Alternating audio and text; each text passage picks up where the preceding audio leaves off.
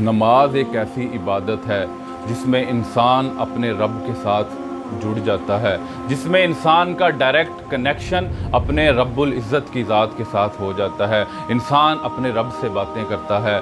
इसीलिए अल्लाह के नबी सल्लल्लाहु अलैहि वसल्लम की सही बुखारी की हदीस है, अन तअबुदल्लाह कअन्नका तराहु फ़इन लम तकुन तराहु फ़कअन्नहु यराका, कि तुम अपने रब की ऐसे इबादत करो कि जैसे तुम अल्लाह को देख रहे हो। अगर तुमसे ये नहीं हो पाता तो एटलीस्ट ये ज़रूर होना चाहिए जैसे तुम्हारा रब तुम्हें देख रहा है। तो अगर इंसान की ज़िंदगी में नमाज ही नहीं है तो इंसान कैसे अपने रब से बातें करेगा। अल्लाह के नबी सल्लल्लाहु अलैहि वसल्लम की सही मुस्लिम की हदीस है, आप सल्लल्लाहु अलैहि वसल्लम फरमाते हैं, कसमतुस सलात बैनी व बैन अब्दी, कि अल्लाह रब्बुल इज़्ज़त खुद फरमाते हैं कि मैंने नमाज अपने और अपने बंदे के दरमियान में तकसीम कर दी है। इसका आधा हिस्सा अल्लाह रब्बुल इज़्ज़त की ज़ात के लिए है और आधा हिस्सा इंसान के लिए है। अल्लाह